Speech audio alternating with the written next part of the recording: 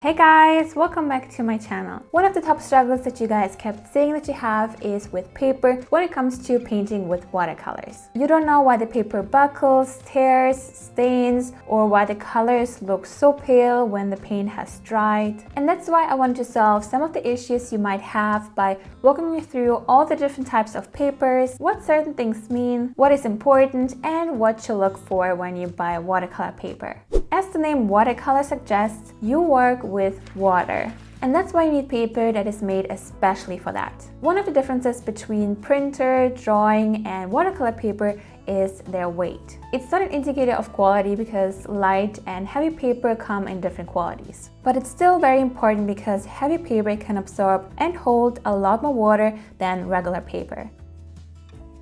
The heavier the paper, the more it weighs, and the more water it will take without buckling or warping. You can find watercolor paper between 90 to even 400 pounds or even higher.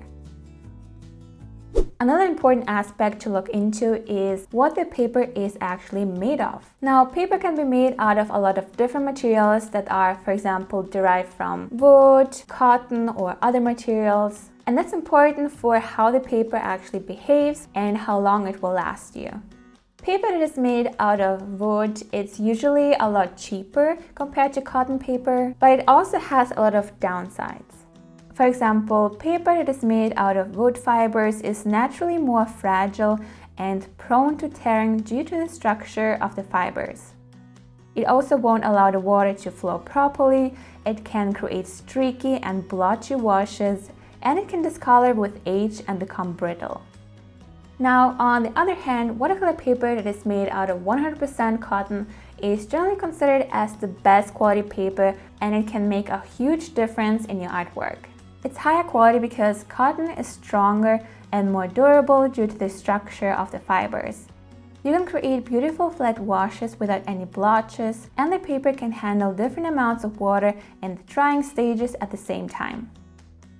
As you can see, on the left side I used wood-made paper, and on the right side 100% cotton paper.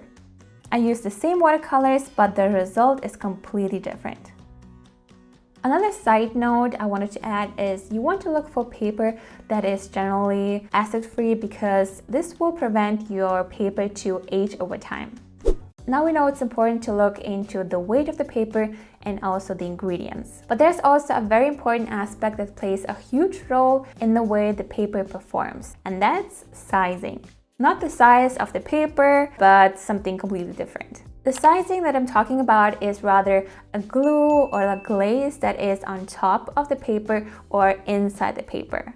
When watercolor paper is produced, it's usually sized with a coating of gelatin, starch, or other synthetic materials, which improves the surface strength and the water resistance. So the goal here is to keep the paint on top of the paper and let it dry there without being just absorbed into the paper and becoming dull. Instead, the sizing allows the paint to slowly seep into the fibers, staying vibrant and very even on the surface. If there were no sizing on the paper, the watercolors would just soak right into the paper, just like a paper towel. Sizing also allows you to lift off the paint without staining the paper, but keep in mind that some pigments are naturally more staining than others. You can get paper that is surface sized, internally sized, or both. If the paper is internally sized, it is even more durable and will survive lots of scrubbing, erasing, and other watercolor techniques without tearing or breaking. Now, some watercolor paper brands don't really say how they size the paper, so what you can do is you can either research on that or just go straight to watercolor paper that already says on the front or on the back of the paper how it is sized. Okay, now we know we need heavy, acid-free watercolor paper that is preferably made out of cotton and that also has either a surface or internal sizing or both for better painting results. But since there are so many different textures to choose from, which type should you get and what is actually the difference? Now, watercolor paper comes in 3 different textures. You can get watercolor paper that is either cold pressed, hot pressed, or that is rough. Cold pressed paper is one of the most popular papers because it's so versatile. It is made by pressing through cold metal rollers that create a little bit of texture that not only gives you the option to give your painting some nice texture, but it's also great for wet and wet techniques because the little dimples will hold the water and give you more time to paint.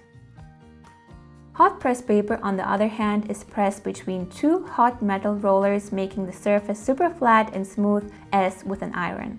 It is great for detailed and delicate artworks, for example, for illustrations. And because there's almost zero texture, your pen can glide smoothly over the paper and the paint can be distributed very evenly. But it isn't so great for wet and wet techniques as it dries a lot quicker. Lastly, we have the rough paper that has a rough surface. The heavy texture is great for dry brush techniques and other bold and expressive painting techniques because the texture will give you a hard time painting super detailed or intricate. You can get most of the paper we talked about in different packages and sizes. You can get pad, blocks, loose sheets or rolls, sketchbooks. Most common is usually to get watercolor pads or blocks. If you want to save money, you can just get a loose sheet and cut it to size. It's a lot more economical. I personally like pads because they are glued on all four sizes. That helps to prevent warping and buckling. But if you want to store your artworks together and if you're on the go, then you can go for a watercolor sketchbook. Now, I know the struggle is real when it comes to art supplies because you want to know what's the best, what should I get, and where can I get it. That's why I didn't want to focus on any specific brand because it really depends on the technique, where you're from, what your price range is. So it isn't easy to tell you what you should get. But I will link some of my favorite watercolor papers in the description box down below so you can check it out if you're interested. In general, I would go for cold press paper and maybe get a small pad so you can really test it out and see if you like the texture, if you like how the paper behaves, so you don't have to commit to a huge thick pad that you don't like in the end. Or you can get a big sheet of paper and then cut it to size and decide if you like it, so you can test out different types, different qualities, different textures, different weights, and then you can decide what you prefer and then buy more of this type of paper. I personally wouldn't go for mixed media paper because I personally didn't like any of the paper I tried so far. It's really difficult to make paper that actually works for everything, so I would rather go straight to paper that is made only for watercolors. You can have the best watercolor set, but if the paper is bad, it can't really shine and show the full potential it has. It's true you can work with what you have, and yeah, you can work around all the shortcomings the bad paper has, but then you need to be aware of that. I just don't want you to be super frustrated and unhappy and just give up on painting just because the paper didn't want to behave or the watercolors just dry pale or chalky or they just fall off. But it's my personal opinion. You can of course go for anything you like, and if you're happy with really cheap art supplies, it's totally fine.